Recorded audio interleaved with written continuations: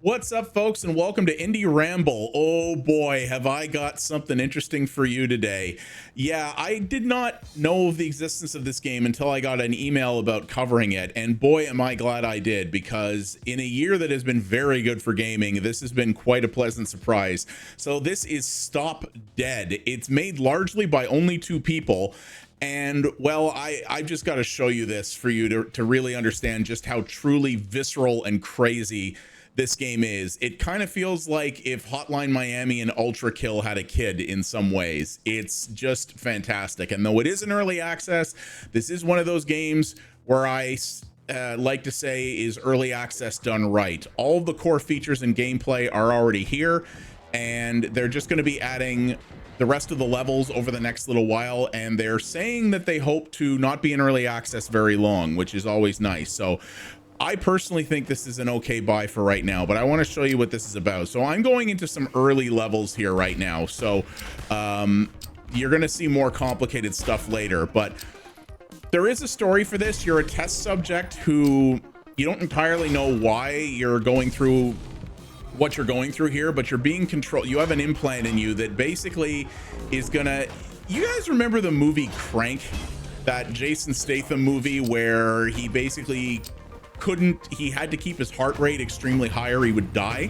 Yeah, that's exactly what this is for the most part. If you stop moving in this, you die, and I shall show you. If you stop, yeah, you get almost no time to stop. If you do, it's for like a second at most. And the idea is that you've got to get through these levels as fast as you friggin' can, taking out, you don't have to actually take out all of the enemies in a level, but you will often have designated, sometimes you just have to get through a level to the end. Other times you'll actually have designated targets that you have to take out. And you can do that with just about anything in the environment, because you have these crazy kinetic powers that allow you to pick up and shoot just about anything at an enemy, including other enemies, as you can see right there. And your goal is just to murder everyone as fast as you can and get to the end.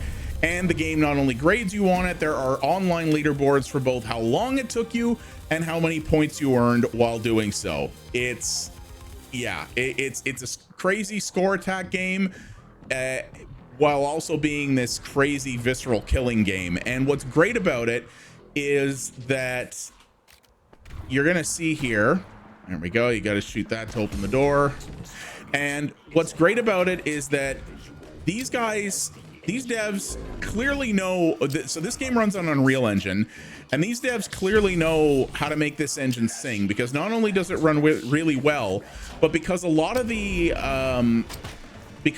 levels are not actually that large. It's, there we go, and screwed that up. But because it's hard to talk over this game while you're playing it at the same time, because you just kind of got to zone in. This is a fantastic flow state game.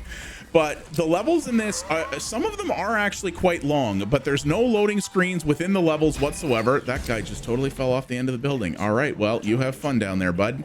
You did my job for me. I appreciate you. So there's not only this. Oh, I screwed that up too. Well, shut my mouth. That's what I get for trash talking. Some of the levels are actually fairly long and in depth, but the thing that's nice about them is they're able to preload the entire level into memory. So if you have a failure, as you might have seen there, you want to restart a level because you died. That's how long it takes. And actually, it's usually faster than that.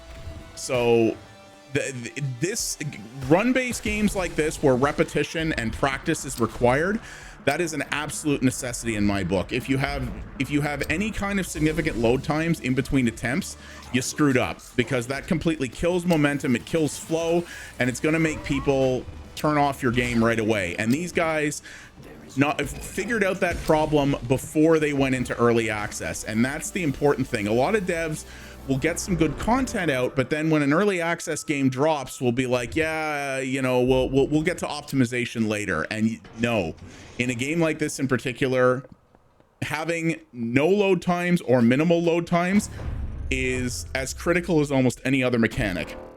And they nailed that, and I'm very, very pleased about that. So I haven't beaten all the levels in early access yet. You can see what these are here. As you can see, I actually did get a couple of S's here and there. I will say that the grading scale for some of these levels is a little bit weird. Some of the early ones, basically, if you don't do everything to absolute perfection, it will fail you or give you a very low ranking. Whereas in other levels, I actually didn't even have to try that hard to get an S ranking. So I feel like there is some balance that's needed there. I also did submit feedback to the devs, which, by the way, another thing that they actually say straight up is that they manually review any player feedback requests that come in. So if you have something you want to tell them about this game that you like or you don't like, they claim they will say it, or they will see it, I should say. One of the things I noticed that I think could be a little bit better, oh frig, is that right, there's ninjas in this level, is that I don't think the game still does a great job at indicating damage feedback in terms of where damage is coming from. Now, some of that is because this game moves so bloody fast that's hard to do, you know? But in other cases as well, gotcha. But in other cases as well, the problem is just that when I've had enemies, you know, using guns on me, or things like that, I often don't know where the bullets are coming from, and because you can't take a lot of shots in this, by the time I figured out where it's coming from, I'm already dead, or worse yet, I was already dead before I even had a chance to figure it out. That has been frustrating on more than one occasion for me, and I'm not sure how they can do it, because like I said, this game moves so damn fast. When everything is moving as quick as this, even if they give you good damage feedback, you're not always going to notice it, right? And I can appreciate that, but I feel like that's something they might need to fix up. There are sort of what would you call them, trainer options, I guess you'd say, in the accessibility menu that will disable submission to the leaderboards but give you little assists to basically practice with, which I like the fact that, you know, this is absolutely a get good game, no doubt about it, but they've given you options. You don't have to be good right out of the gate, and they give you options for that. Also, one little thing I just did there, yeah, this game doesn't have cursor lock. Guys, you need that for people with multiple monitors. The game has to keep them. Now, when you're playing like this, the game does keep the mouse locked on the active screen, but when you get to the menus, you can very easily click out. Having a toggle to keep it perma-locked at all times would be nice, but I'm also running in borderless mode. Maybe if you run an exclusive full screen, that's not an issue. I'm not sure. This is actually a level that took me a long time to figure out, but I had a lot of fun with, because it's long and there's a lot of challenges here. So even when you're in an elevator and waiting for it to move, you got to keep moving. You cannot stop. And I really like this mechanic, because I always thought, you know, back when Crank first came out, I was always like, you know, there's a concept in this movie for a really good game that no one's going to do, because licensed games are almost universally crap, and they were even worse back then, right?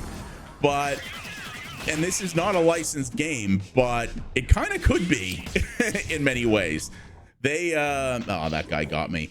This could be, this really feels like they took sort of the Crank concept and actually made it into a game. It's so fast, and you have, the best part about this is, even if you've done a level really well, you have an incentive to come back to old levels just to be creative, because there's so many different ways you can take out enemies in this, with either weapons or environmental objects, or, like I said, other enemies just like that.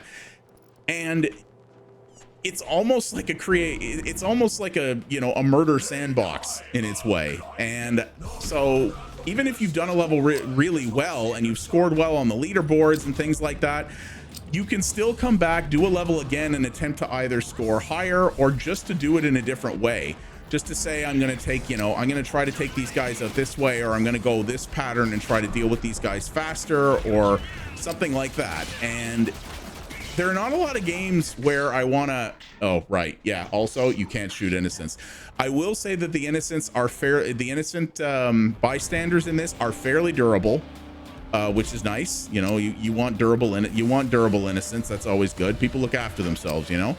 But yeah, if you kill an innocent, you're done, which is funny given that you know you're about as anti-innocent as you can get. But yeah, I just think this is a ton of fun. The sandbox of this. Oh, sorry, that's gonna need some Advil for that one there, bud.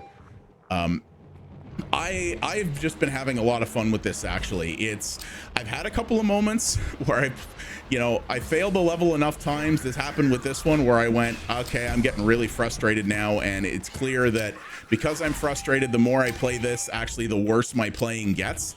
So I really, I said I gotta take a break from this for a while. So I left, came back the next day, and did way better by having that little bit of time away. Yeah, you get experiences like that sometimes where you're like, yeah, if I can, I just go away and come back later and give my brain a chance to reset. I'm gonna do a lot better at it. That's exactly what's happened with this multiple times with me, and it just already feels, even in this early access stage, it's not content complete, but it feels like all the fundamentals are there. It feels like, again, maybe they could do something about the damage feedback, but other than that, it feels like this is a game that is mechanically already complete, and they have all the fundamentals ready, and all it needs is more content, which they are providing on a regular basis. And if you go into the level select screen, you can actually see how much content and how many chapters and whatnot are already planned for this,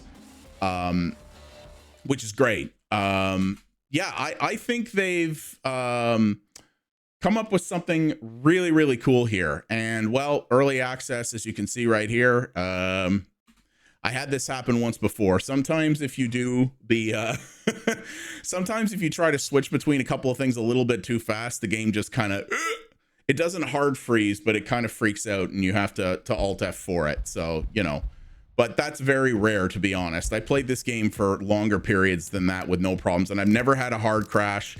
And I will say, even on my 3080, that level definitely does chug a bit in spots frame rate wise. Now, I do have everything in this cranked up full bore, though the game doesn't have DLSS or FSR or anything like that. So having something like that in this might be nice, or that said, it maybe just needs a little bit, it does need a little bit more optimization, but for the most part, this game stays well above 100 frames a second for me. And this is one of those games that absolutely benefits from a sky-high frame rate. The higher you can get her, the better, I would say. And that's definitely beneficial. Ooh, look at all the racks of guns. Oh yeah, I got to deal with you suckers first before the door opens. And this doof is up here, and he's just hanging out. There we go. All right. And it's just great visceral fun. It's hard at times. It's gonna make you work. It's gonna sometimes make you work for your victories. The game makes fun of you. You'll see in some of those death screens, and even on some of the loading screens another time, this game taunts you and it kind of trash talks at you, but it does it because it wants you to get better. It does it from a place of love. It really wants you. Oh, I picked up that heavy's weapon. Like, just look at this madness. It's just, it's wonderful. I hit a stunner thing there. Yeah, this game is tough, and it can be mean, but it doesn't take itself too seriously. It makes fun of itself as it goes, and that's important for games like this, I think, to be to feel like you're in on the joke, I guess you'd say. And yeah, I am very much looking forward to more content coming to this. I still have to finish the content that's in here. I'm most of the way through it, but it has kicked my ass in a few spots. And well, I'm not placing terribly on some of the leaderboards. Others I'm really bad at. So this is not something I plan to get esports grade good at by any stretch. But I absolutely loved the Hotline Miami games, and just about anything like those I totally adore. And this scratches that itch in a really cool way. And the fact that they've added score attack mechanics to it as well. Gotcha. Now there's other guys up there, but no, screw that. I'm peacing out of here. So yeah, I scored pretty good there. I didn't rank so good, but you know. And it's great. It's really good fun. I love even little things like this. Like it says here, you can go next, or they don't say retry, they say improve, because you can always do better in this, right? And I mean, obviously this is a game that speedrunners are probably going to be really good at. You know, I would love to see some crazy runs in this. I will say that you know, oh yeah, by the way, have I mentioned this yet? So there, you can see here, it does show the run IDs. So every run on the leaderboards is tracked, and it does show the input method as well, because you can play this with a gamepad, which I haven't tried, but whoo, but some of these guys are scoring pretty high, which is nice. Only thing that would be nice, and I know in a game like this, it's a lot of work, but replays. Seriously, just because replays are amazing for things like this. There is nothing more fun than watching super high level play of games like this. And yeah, you can do that on YouTube in some cases and that, but having it built into the game makes it a lot easier to find and discover, and you know, and stay on top of. And that, whoops, and I would really love to see that. Maybe they can get that in for the final release or some point after.